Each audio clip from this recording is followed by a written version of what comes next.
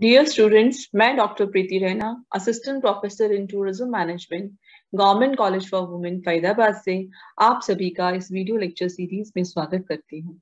हमने अपनी last class में बच्चों पढ़ा था कि टूर कॉस्टिंग जो है वो बेसिकली क्या होती है, उसके जो डिफरेंट कंपोनेंट्स हैं उनके बारे में भी हमने स्टडी किया। एक फास्ट रिवीजन आपको करा रही हूँ कि टूर कॉस्ट जो है basically total cost and incurred होती है, और जितना भी खर्चा जो हमारे लगा डिफरेंट डिफरेंट जो कंपोनेंट्स हैं उसको मिला के फिर हमने बात की थी कंपोनेंट्स ऑफ टूर पैकेज के ऊपर। जो हमारा पहला कंपोनेंट जो था वो था हमारा रिसर्च एंड डेवलपमेंट कॉस्ट के ऊपर, वो हमने पढ़ा।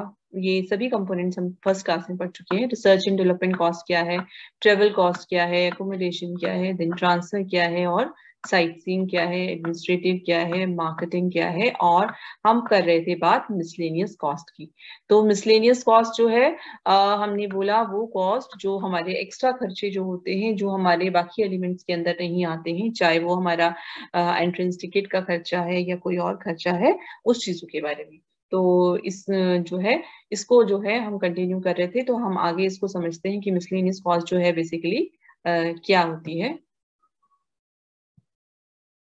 तो मिसलेनियस कॉस्ट जो होती हैं वो कंपनी टू कंपनी डिपेंड करती हैं। इसके अंदर क्या होगा, जैसे कि एयरपोर्ट के ऊपर आपने सामान उठाने के लिए कोई खर्चा दिया, या रेल जो आपने स्टेशन के ऊपर कोई कुली किया उसको खर्चा दिया, वो आ गया। या फिर आपने एयरपोर्ट पे या कहीं पर भी जो आपने किसी को टिप्स दी, होटल में दी आपने, वेटर को टिप देते हैं ना, वो खर्चा आ गया। आप किसी मॉन्यूमेंट को दिखाने के लिए लेके जा रहे हो तो वहां एंट्री फीस लगेगी, वो तो हमने यहाँ कहीं नहीं डाला ना खर्चा, वो सब भी, इसलिए वो सब मिसलेनियस के अंदर आएगा। वो एंट्री फी पर खर्चा, या इंश्योरेंस जो आपने कर रहे हो उसके ऊपर खर्चा आ गया। आप अपने ग्रुप के लोगों को, जो आपके क्लाइंट्स हैं, उनको पढ़ने के लिए कोई लिटरेचर दे रहे हो, ब्रोशर दे रहे हो, या जो भी दे रहे हो, वो भी आपने छपवाया था ना, उस पर भी तो खर्चा लगा था। आइटनरी बना के प्रिंट आउट निकाल के दोगे, वो खर्चा हो गया आपका। या फिर आप किसी भी जो टूर मेंबर जो हैं आपके, उनको शुरू में या टूर खत्म होने पर कोई गिफ्ट आइटम दे रहे हो, ये भी पॉसिबिलिटी हो सकती है। तो ये सारी चीजें जो है वो पॉसिबल जो है वो हो सकती है, तो ये खर्चे हो जाते हैं आपके बेसिकली। तो ये जो कॉस्ट होती है वो आप निश्चित कर सकते हो पर पर्सन कॉस्ट के हिसाब से आप निकाल कर, कि आप प्रति व्यक्ति जो है वो खर्चा निकालते हो सबको जोड़ने के बाद में। हालांकि जो परसेंटेज है मिसलेनियस कॉस्ट की जो है टोटल टूर कॉस्ट के अंदर, वो अलग अलग होती है। नई कंपनी जो है तब उसके केस में मिसलेनियस कॉस्ट अलग आएगी, पुरानी कंपनी के केस में अलग आती है आपकी। क्योंकि टूर और ट्रेवल कंपनी जो है, जिन्होंने अभी तक जो है नई कंपनीज हैं, उनकी कोई रेपुटेशन नहीं बनी है, तो आपके पास ये खर्चे जो है वो ज्यादा हो जाते हैं। आप वेलकम करते हुए बुके दोगे, गिफ्ट दोगे, क्योंकि आपकी नई कंपनी है, तो अपनी नई कंपनी जो है लोगों के साथ में ब्रांडिंग करना चाहते हो कि हम अच्छा काम कर रहे हैं, ये दिखाने के लिए आप ये सारी चीजें एक्स्ट्रा खर्चे करते हो। पर ऑलरेडी जो एस्टेब्लिश होती है उस केस में जो ये खर्चे जो है नॉर्मली कम हो जाते हैं आपके।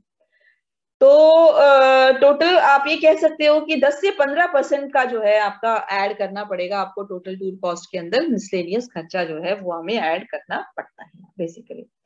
तो बेसिकली जो टूर कॉस्ट है वो क्या हो गई आपकी, कॉम्बिनेशन जो हो गया। अब हमने जो बोला था कि टूर कॉस्ट जो है वो हमारा, ये हुआ हमारा टूर कॉस्ट, ये कॉम्बिनेशन किस किस चीज का हो गया हमारा, रिसर्च एंड डेवलपमेंट कॉस्ट। एक तरह से अगर मैं बोलूं तो मैं इसको ऐसे कर सकती हूँ, research and development cost plus travel cost plus accommodation cost plus transfer cost plus sight seeing cost plus administrative cost plus हो गया आपका marketing cost and plus miscellaneous cost, right. तो हावेवर ये सेटिस्फाई नहीं करता टूर मैनेजमेंट को जो है रिक्वायरमेंट्स को, तो उसके लिए जो प्रॉपर कंट्रोल और मैनेजरियल डिसीजंस जो हमें ट्रेवल एजेंसी को लेने पड़ते हैं, उसके बेसिस पर जो है कॉस्टिंग प्रोसेस जो है को पूरा करने के लिए जो है हम इसका क्लासिफिकेशन दूसरी तरीके से भी कर सकते हैं। तो एक तो तरीका ये आपको समझ में आ गया, कंपोनेंट्स हैं, इनका सबका टोटल हमारा टूर कॉस्ट होता है। पर अगर हम आगे की बात करें तो हमें एक तरह से और भी इनका कैटेगराइजेशन करना पड़ता है इसके अंदर से।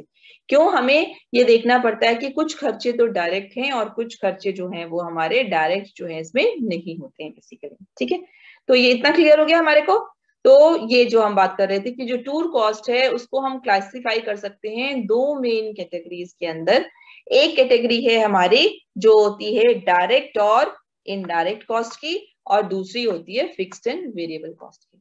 एक कंपोनेंट्स तो हमने अलग कर ही दिए, बट जब हम आगे की बात कर रहे हैं तो हम बोल रहे हैं कि अपनी आसानी के लिए जो है हम दो तरीके से क्लासिफिकेशन कर सकते हैं। एक जो है क्लासिफिकेशन के बेसिस पर हम कहते हैं कि टोटल कॉस्ट, टूर कॉस्ट जो है उसमें होता है डायरेक्ट कॉस्ट और इनडायरेक्ट कॉस्ट, और दूसरा क्लासिफिकेशन कहता है कि टूर कॉस्ट क्या होती है, एक होती है फिक्स्ड कॉस्ट और दूसरी होती है हमारी वेरिएबल कॉस्ट। ठीक है, तो डायरेक्ट और इनडायरेक्ट की जब हम बात करें तो हम कैसे क्या बोलते हैं कि डायरेक्ट टूर कॉस्ट वो होती है जो कि हम किसी पर्टिकुलर टूर पैकेज को जब हम बना रहे हैं तब होती है। जैसे कि अकोमोडेशन का खर्चा होगा ही होगा डायरेक्टली, ट्रेवल का खर्चा भी होगा, खाने पीने का खर्चा भी होगा, साइट सीइंग का भी होगा, तो ये सारी की सारी डायरेक्ट कॉस्ट है। तो अगर हम कोई इंक्लूसिव पैकेज टूर ले रहे हैं तो उसके अंदर जो है ये सारी चीजें जो है शामिल होती हैं, ट्रेवल भी, एकोमोडेशन भी, साइट सीइंग भी, तो ये सब डायरेक्ट खर्चे होते हैं। ये सभी इनपुट्स को हम डायरेक्ट कॉस्ट बोलते हैं बेसिकली। पर बहुत सारे खर्चे ऐसे भी होते हैं जब हम टूर को की मार्केटिंग कर रहे हैं जिनको आप जो है डायरेक्ट कॉस्ट नहीं कह सकते हो, वो इनडायरेक्ट होते हैं। तो इनडायरेक्ट टूर कॉस्ट वो खर्चा होता है जो कि टूर जो है जितने भी आपके टूर्स हैं जो जो ट्रेवल कंपनी जो है एक साल के अंदर बना रही है, तो उसके अंदर जो हो रहे हैं वो इनडायरेक्टली भी हो सकते हैं। जैसे मार्केटिंग का खर्चा जो है अगर हमारा हो रहा है, हमने बोला मार्केटिंग का खर्चा, एडमिनिस्ट्रेटिव खर्चा जो है वो सारे के सारे क्या है हमारे, वो हमारे सारे के सारे इनडायरेक्ट खर्चे हैं। या कोई लीगल खर्चा है हमारा, लीगल कॉस्ट हो रही है, तो वो सारे के सारे जो है, या फैम ट्रिप जैसे हमने बोला, या मेडिकल का कोई खर्चा आ गया, वो सभी खर्चे कैसे आते हैं, वो हमारे आएंगे इनडायरेक्ट कॉस्ट के अंदर। ठीक है, तो रहने की सुविधा, खाने पीने की सुविधा, और जो साइट सीइंग का खर्चा है इत्यादि, जो ये बेसिक चीजें हैं, ट्रेवल का खर्चा, वो डायरेक्ट कॉस्ट में है, और दूसरी वाले सारे के सारे इनडायरेक्ट कॉस्ट में आ जाते हैं। राइट, तो एक ये क्लासिफिकेशन है। दूसरा क्लासिफिकेशन का तरीका हमने बोला, जिसको हमने बोला एक होता है फिक्स्ड कॉस्ट और एक होता है हमारा वेरिएबल कॉस्ट होता है दूसरा। तो दूसरा दो खर्चे जो है हमारे, इन चीजों का ध्यान रखना होता है।